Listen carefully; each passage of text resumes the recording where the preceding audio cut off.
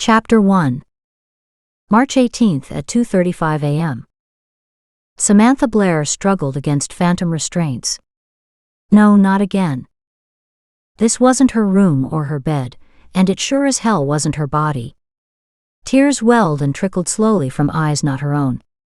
Then the pain started. Still she couldn't move. She could only endure. Terror clawed at her soul while dying nerves screamed. The attack became a frenzy of stabs and slices, snatching away all thought. Her body jerked and arched in a macabre dance. Black spots blurred her vision, and still the slaughter continued. Sam screamed. The terror was hers, but the cracked, broken voice was not.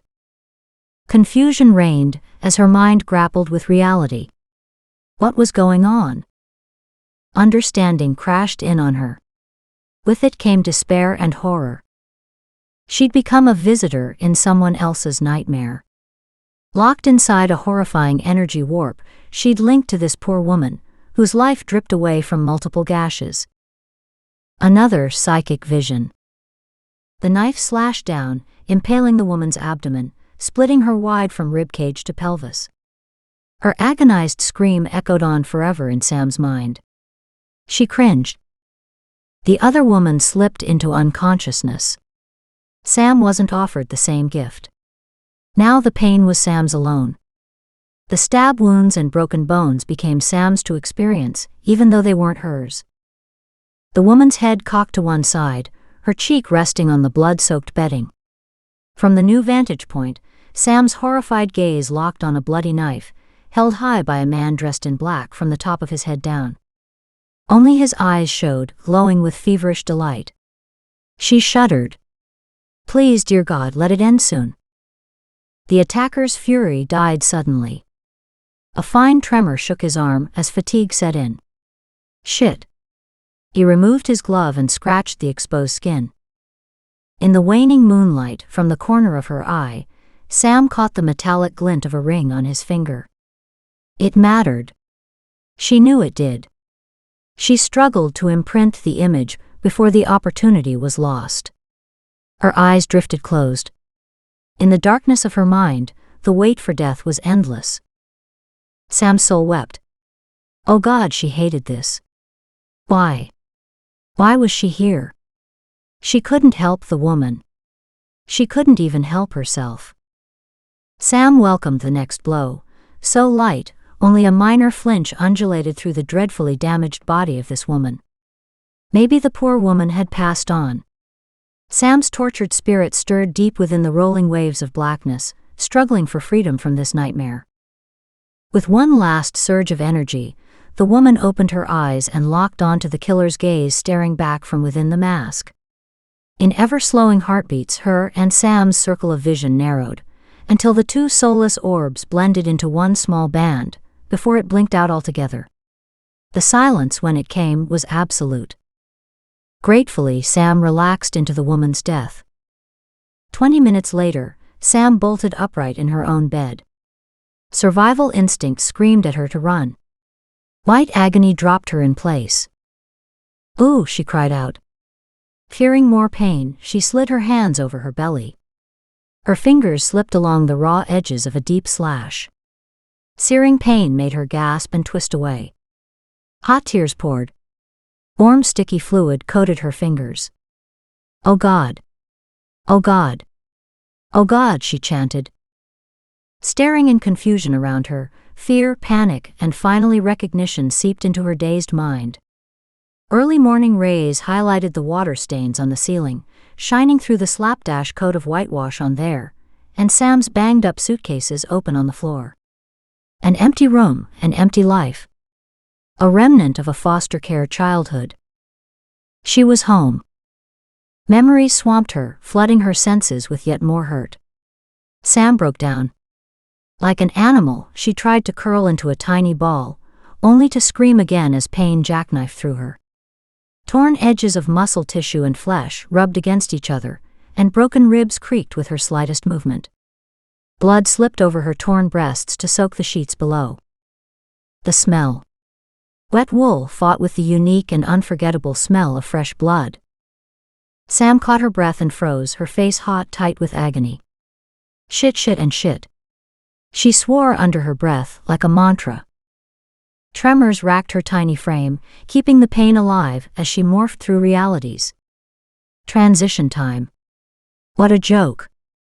That always brought images of New Age mumbo-jumbo to mind. Nothing light and airy could describe this. Each blow leveled at the victim had manifested in Sam's own body. This was hardcore healing time for Sam, time when bones knitted, sliced ligaments and muscle tissue grew back together and skin stitched itself closed. Sam understood her injuries had something to do with her imperfect control, paired with her inability to accept her gifts. Apparently, if she could surmount the latter, the first would diminish. She didn't quite understand how or why, or what to do about it. Her body somehow always healed, the physical and mental scars always remained. She was a mess. The physical process usually took anywhere from 10 to 20 minutes, depending on the injuries. The mental confusion, disconnectedness, sense of isolation took longer to disappear. She paid a high price for moving too soon. Shuddering, Sam reached for the frayed edges of her control. It wouldn't be much longer. She hoped. Nothing could stop the hot tears leaking from her closed eyelids. This session had been bad. Apart from the broken ribs, there were so many stab wounds. She'd never experienced one death, so physically damaging. Nervously she wondered at the extent of her blood loss. If she didn't learn how to disconnect, these visions could be the end of her, literally. Just like that poor woman. Sam hated that these episodes were changing, growing, developing. So powerful and so ugly, they made her sick to her soul. Several minutes later, Sam raised her head to survey the bed. The pain was manageable, although she wouldn't move her limbs yet. Blood had soaked the top of the many thrift store blankets piled high on the bed. Her hollowed belly had become a vessel for the cooling puddle of blood. Shit! The stuff was everywhere. The metallic taste clung to her lips and teeth. She rolled the disgusting spit around the inside of her mouth, waiting. She wanted to run away, from the memories, the visions, her life. But knowing that pain simmered beneath the surface, waiting to rip her apart, stopped her. Weary, ageless patience added to the bleakness in her heart. 10 more minutes passed. Now she should be good to go. Lifting her head, she spat the bloody gob onto the waiting wad of tissue and noted the time. Transition had taken 15 minutes this morning. She was improving. Oh God. Sam broke into sobs again. When would this end? Other psychics found things or heard things. Many of them saw events before they happened.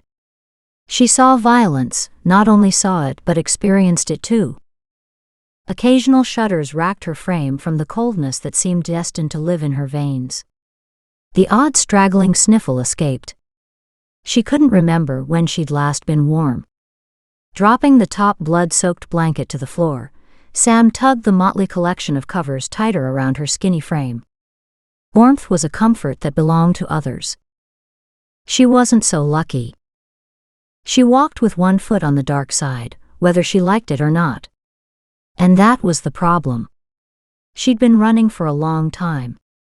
Then she'd landed at this cabin, and had been hiding ever since. That was no answer either. Her resolve firmed. Enough was enough. It was time to gain control of her gift. Time to do something, even if just reading more books on psychics, maybe finding one she could talk to. This monster had to be stopped. Plus Christ, she was tired of waking up dead.